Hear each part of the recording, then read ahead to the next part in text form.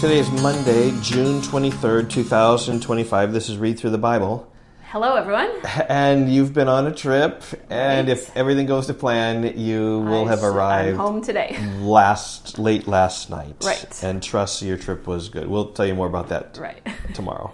But we have now reached Deuteronomy chapter 12. We are really turning a corner in the book of Deuteronomy because until this point, chapters 1 through 11, we've just really seen just how good and kind God is. Yep, and people are being reminded to keep God's commandments and love Him because He will bless them for that.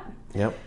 And then in chapter 12, it says here really early on that this is what you're supposed to do, 12 verse 1. These are the statutes and the rules that you should be careful to do in the land that the Lord, the God of your fathers, has given you to possess all the days that you live on the earth. So like this is when you enter the land, here's what you need to do. But chapters 1 through 11 are more review and looking back to what God has done for the people of Israel. Yeah. And I think I'm realizing that a couple of verses that really sum this up extremely well are Deuteronomy 4, verses 7 and 8. So verse 7 of chapter 4 says, "For what great nation is there that has a God so near to it as the Lord our God is to us whenever we call upon Him?" And I think that's a good summary really of chapters 1 through 11 because that's what God has done. That's what Moses is telling them to remember of just how near God has been to them, all that He's done for them. And then verse 8 says, "And what great nation is there that has statutes and rules so righteous as all this law that I set before you today?" And really, God's law is to display what a great God He is, how righteous the law is, how great God is that He would give them this good law. And so in 12 through basically 26, he's going to recap a lot of the law. Here's the great law that God has given to the people of Israel. So this is going to feel a little bit like Exodus, going to feel a little bit like Leviticus and just the laws. So that's what we got, what you do when entering the land. Here goes, chapter 12, verse 1. "These are the statutes and rules that you should be careful to do in the land that the Lord, the God of your fathers, has given you to possess, all the days that you live on the earth. You shall surely destroy all the places where the nations whom you shall dispossess serve their gods, on the high mountains and on the hills and under every green tree. You shall tear down their altars and dash in pieces their pillars and burn their Asherim with fire. You shall chop down the carved images of their gods and destroy their name out of that place. You shall not worship the Lord your God in that way. But you shall seek the place that the Lord your God will choose out of all your tribes to put His name and to make His habitation there, and there you shall go." So like anticipating Jerusalem. Yeah. It's not Jerusalem yet, but there's going to be a place in the land where you're going to go and where you're going to worship the Lord. I think that place is mentioned at least 4 times in this chapter. "And there you shall bring your burnt offerings and your sacrifices, your tithes and contribution that you present, your vow offerings, your freewill offerings, and the firstborn of your herd and of your flock. And there you shall eat before the Lord your God, and you shall rejoice, you and your households, in all that you undertake, in which the Lord your God has blessed you." You shall not do according to all that we are doing here today, everyone doing whatever is right in his own eyes.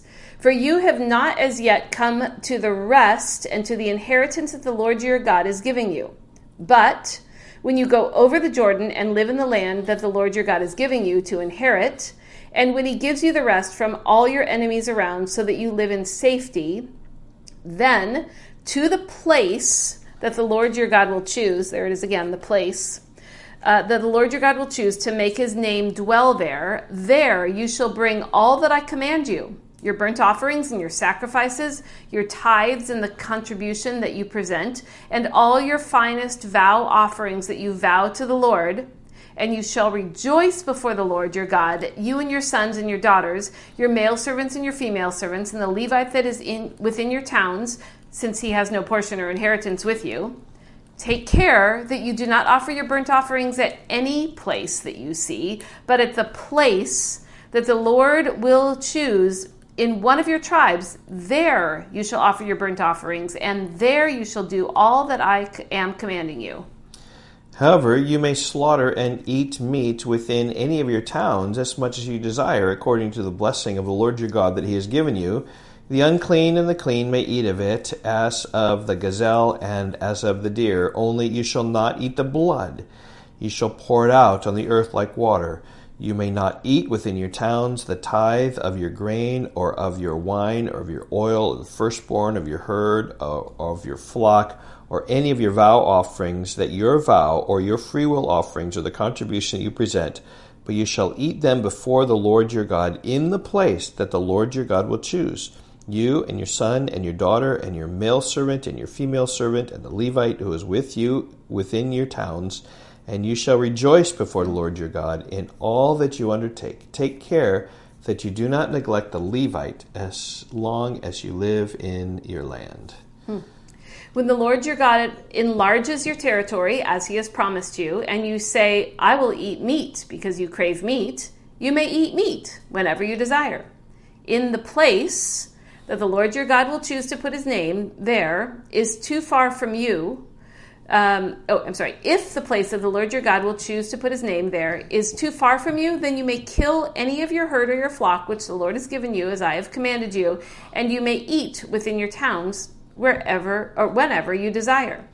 Just as the gazelle or the deer is eaten, so you may eat of it. The clean and the unclean alike may eat of it. Only be sure that you do not eat the blood, for the blood is the life, and you shall not eat the life with the flesh.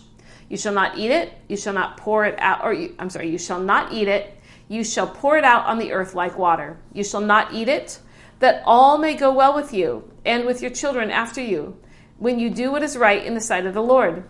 But the holy things that are due from you, and your vow offerings, you shall take, and you shall go to the place that the Lord will choose, and offer your burnt offerings, the flesh and the blood, on the altar of the Lord your God.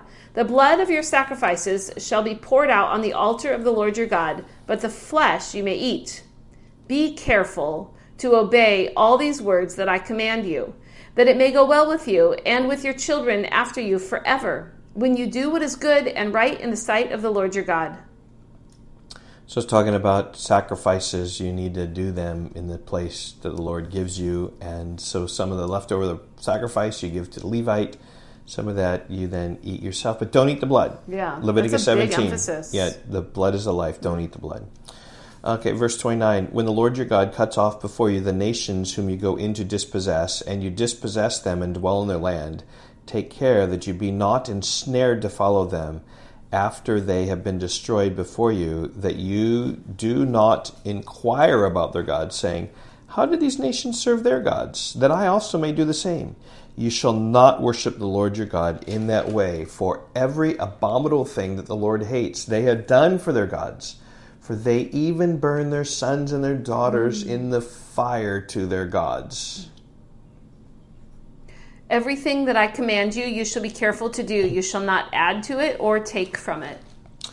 Okay, so chapter 12 is really a turn in the book of Deuteronomy. I encourage you maybe in your summaries to have a horizontal line or something that's really strong between 11 and 12. Because 11 was talking about just the Lord and how good he is, and now here's the commandment of the Lord and how good it is, and particularly talking about sacrifice in the place. This place, you said 4 times, and I counted 6. 6. I noticed 2 that I missed. Yeah. So, yeah. And so just 6 times he says that's the place that God will choose. Mm-hmm. Which I think was the tabernacle at first. Yep. Then it was the temple at Jerusalem. Yeah. And then idolatry, just don't even worship. But that's a small section. The whole idea was that worship the Lord in its place.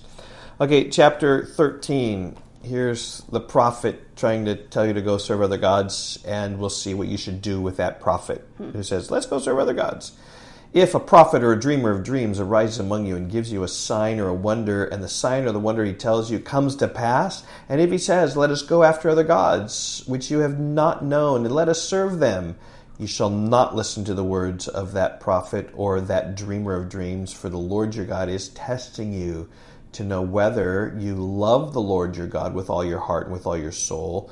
You shall walk after the Lord your God and fear him and keep his commandments and obey his voice, and you shall serve him and hold fast to him. But that prophet or that dreamer of dreams shall be put to death, because He has taught rebellion against the Lord your God, who brought you out of the land of Egypt and redeemed you out of the house of slavery, to make you leave the way in which the Lord your God commanded you to walk. So you shall purge the evil from your midst. So even mighty signs and wonders that he predicts that he does, if he says go after other gods, kill them. Even, like, I think this is true to like Galatians chapter 1. Even if an angel or a spirit comes and preach another gospel, do not believe him. Okay, verse 6. If your brother, the son of your mother, or your son or your daughter, or the wife you embrace, or your friend who is as your own soul, entices you secretly, saying, let us go and serve other gods, which neither you nor your fathers have known, some of the gods of the people who are around you, whether near you or far off from you, from the one end of the earth to the other, you shall not yield to him or listen to him, nor shall your eyes pity him, nor shall you spare him, nor shall you conceal him, but you shall kill him. So this would be someone close to you who's enticing you to go worship idols. But you shall kill him. Your hand shall be first against him to put him to death, and afterward the hand of all the people. You shall stone him to death with stones, because he sought to draw you away from the Lord your God, who brought you out of the land of Egypt, out of the house of slavery. And all Israel shall hear and fear, and never again do any such wickedness as this among you. So if a prophet or dreamer says, let's go after other gods, kill him. If one of your family members says, let's go after other gods, kill him. And now we have the third section. If you hear in one of your cities, which the Lord your God has given you to dwell, that a certain worthless fellows have gone out among you and have drawn away the inhabitants of the city, saying, let us go after and serve other gods, which you have not known, then you shall inquire and make search and ask diligently, and behold, if it is to be true and certain that such an abomination has been done among you, you shall surely put the inhabitants of the city to the sword, devoting it to destruction, and all who are in it, and its cattle with the edge of the sword. You shall gather all its spoil into the midst of its open square, and burn the city and all its spoil with fire, as a whole burnt offering to the Lord your God. It shall be a heap forever.